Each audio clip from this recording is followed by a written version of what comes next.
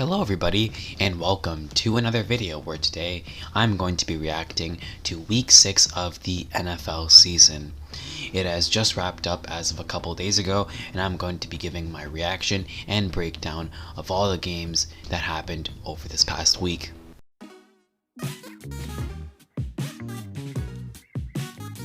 The first game I want to talk about is between the Bucks and Eagles on Thursday Night Football.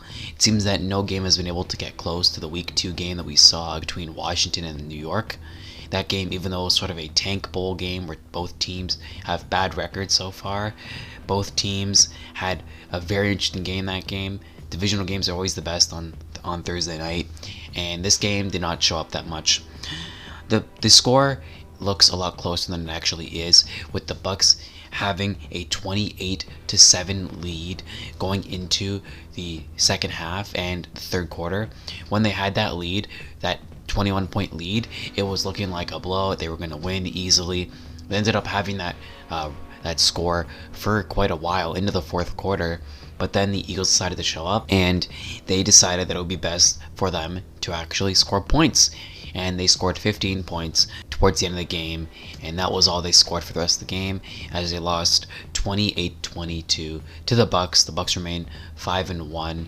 They sort of bounced back from that loss against the Rams, and now they are back on track, and they keep rolling. Second game I want to talk about is the London game this week between the Dolphins and the Jaguars. The Jaguars get their first win in over 13 months. 13 months since their last win, and the Jags are now 1-20 in their last 21. Congratulations. Of course, they win against the Dolphins, who were actually really good last year, as you all know, but this year they sucked. They weren't good this year, and for them, it was very unfortunate for them to lose this game, as you're the team that lost to the team that had the second longest losing streak. Congratulations. Both teams are 1-5, and now the Dolphins have a worse record than the Jaguars. Think about that. In the standings, they will be worse than the Jaguars. Trevor Lawrence was okay for them. Tua wasn't that good for them. He was pretty decent, and it was ultimately not a fun game for both teams. It was close, it was a game winner, but I really couldn't care with both teams being 1-5 after the game. Third game I want to talk about is between the Vikings and the Panthers. This game went to overtime, and it was a fun game to watch. Kirk Cousins played well in his win, and the Panthers unfortunately lost. They did have a pretty big comeback to send it to overtime, although that didn't help as Sam Darnold wasn't good. The Vikings get the ball to start overtime, and it ended up with a Vikings win, quick drive, and they win by 6 points, 34-28. Next game I want to talk about is between the Los Angeles Chargers and the Baltimore Ravens. Baltimore Ravens stunned the Chargers by destroying them at home with a huge win over them. The Chargers only scored 6 points this game, with Justin Herbert not playing that great. Lamar Jackson either wasn't that great for them, but the running game for the Ravens was great for them, as the Ravens kept running and they were absolutely spectacular on the ground. The passing game wasn't there, but the running game was, and they were able to get a huge win over a really good team in the Chargers, and they are now 5-1 while the Chargers go down to 4-2. Next game I want to talk about is with the other Los Angeles team, Los Angeles Rams versus New York Giants. This game is quick. I'm going to talk about it quick and easy. Daniel Jones was bad. Giants were bad. Rams, good. Kupp, good. Stafford, good. Darrell Henderson, great. The Rams destroyed them. Giants lose, unsurprisingly. Next game I want to talk about is between the Texans and the Colts. Another forgettable game, as both teams had terrible records going into it, and the Colts unsurprisingly won. The Texans are not a team that is meant to win football games. They won against the Jaguars because it's the Jaguars. They didn't win against this team because it's the Colts. Carson Wentz was really good. Jonathan Taylor was great for them. The Texans, not so much. Davis Mills had 3 interceptions, and it was not a good game for them all around. Next game I want to talk about is between the Kansas City Chiefs and the Washington football team. Washington decides to honor Sean Taylor as a way to sort of forget about the entire situation that they experienced with those leaked emails. And to cover for that, as I said, they decided to honor Sean Taylor, who was a spectacular player for them. Fortunately, passed away early in his career. But it was a stupid PR stunt, personally, by Dan Snyder, as it's just a way to get stuff off his back, and it's not working. On top of that controversy, Patrick Mahomes' brother, Jackson Mahomes, decides it's a smart thing to do is to go on said person's section in their end zone in their stadium to commemorate him, and he decides it is a smart thing to do to dance all over it for TikTok views, which is the most immature I've ever seen done by somebody who's like 23. How old is he? 24, 25. Like, I'm 10 years younger than him, and I still know that's not something you're supposed to do. But other than that, talking on the game, the Chiefs were able to win. They didn't have a good first half with Patrick Mahomes throwing 2 interceptions this game, but the second half they were able to win, and it's a little nerve-wracking for Chiefs fans. This wasn't a game that was ultimately great for them. It's a team you're supposed to beat really easily, and it seems that they didn't, obviously, as they were in this game for quite a while. Bad turnovers by both teams, and the Chiefs keep rolling. They get a win. They bounce back. They're now 500 once again, while Washington falls to 2-4. Next game I want to talk about is between the Packers and the Bears. It's Aaron Rodgers. He won against the Bears. What do you expect? He always does it. He's just too good against the Bears, as he said in that end zone touchdown that he had late in the game to make it a 10-point game. He says, "I still F-word own you," which is true, because he does. He is their dad. He is their father. He just will always destroy them until he retires, because no matter what, if he plays for the worst team in the NFL, he will still do good against the Bears, and this game was another example of that. Packers are great. Bears were not. Justin Fields wasn't good for them. And the Packers stay rolling 5 straight. Bengals and Lions. The Bengals win against the Lions. The Lions stay 0-6. They still have not won a game this year. The Bengals are rolling. They're doing really, really well for them. Surprisingly, they keep going. They destroyed the Lions this game. Joe Burrow and Jamar Chase were perfect, with both of them complementing each other, and for the Bengals, it was a great game. Joe Mixon was really, really good, and if this is the team we get moving forward, I can see this team possibly making the playoffs for the first time in 6 years, if I'm not mistaken.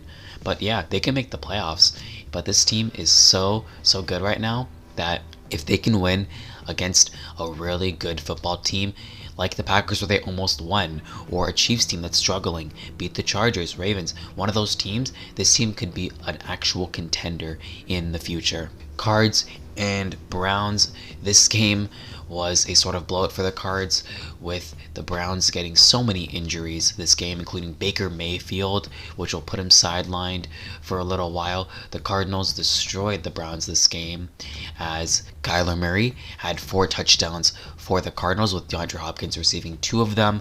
Ultimately, the Cardinals were great, with them keep rolling. They're 6-0. They're still undefeated. They're absolutely rolling. They've destroyed every single team that they've faced, and they're really, really good right now. They've played tough teams and they've been able to win. I think it's just a matter of them making the playoffs and then trying to prove themselves there and make their first Super Bowl since 2009 and win their first Super Bowl in NFL history. Cowboys and Patriots, this game was surprisingly close for a team that's really, really good and a team that's pretty bad. The Cowboys won in overtime by 6 points, and this is not a game, personally, that you should be excited for, Cowboys fans.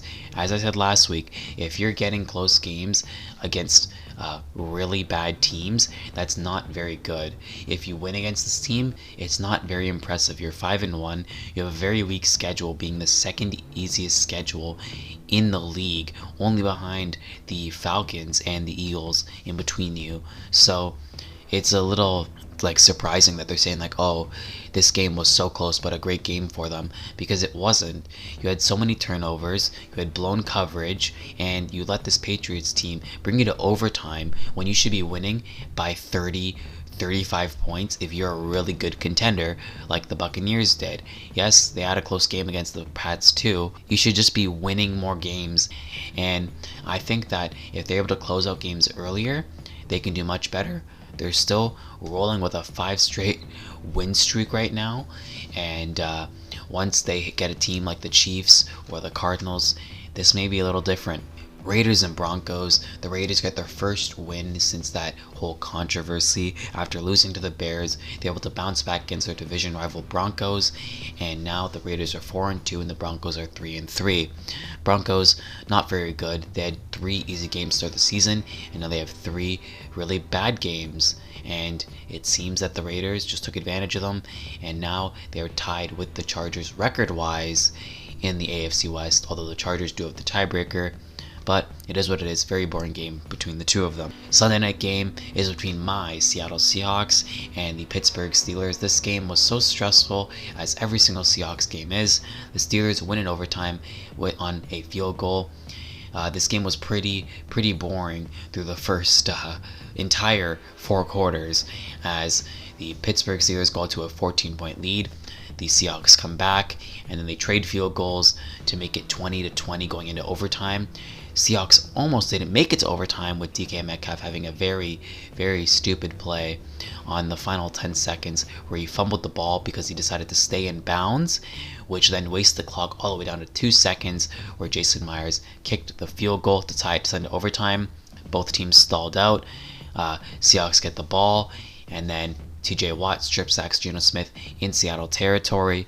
Victor gets the ball, and then they kick the field goal, and that's a pretty interesting game. It was fun to watch, even if my team losing. It was a pretty fun game to watch. It's very unfortunate, but this team has Geno Smith, and what are you going to do?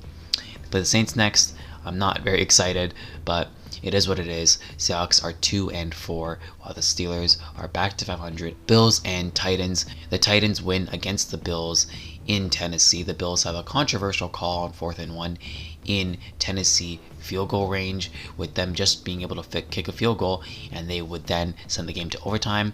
But they made a risky decision to go for it on 4th and short, and they did not make it with the QB sneak. That did lose them the game, and the Titans are back from that pretty devastating Jets loss. I still think this team has a bunch of stuff to work out, as their defense is still very bad. Bills defense wasn't good this game. Josh Allen was pretty good. Ryan Tannehill was not, but the star of the game, Derrick Henry, who was spectacular rushing the ball, and he was just absolutely great. Really well-rounded game for him, and the Titans get their 3rd win of this season. Well, I hope you enjoyed this video. It was pretty enjoyable making it. It was pretty fun. This week 6 was very stressful for my team and a bunch of other teams across the league. It was fun to watch, though. 3 overtime games on Sunday and 2 really fun games on Monday night and Thursday night. Ultimately, this week was another banger week. There's still 11 more weeks to go of football, including a 12th week where there's some teams play and other teams don't. I messed that up, but there's 18 weeks of football, and it'll be very interesting how it's moving forward. Some teams are surprisingly really good, and other teams are surprisingly really bad. But it is what it is. Hope you enjoyed this video. Like and subscribe if you want, and I'll see you in the next one. That's about it. See ya.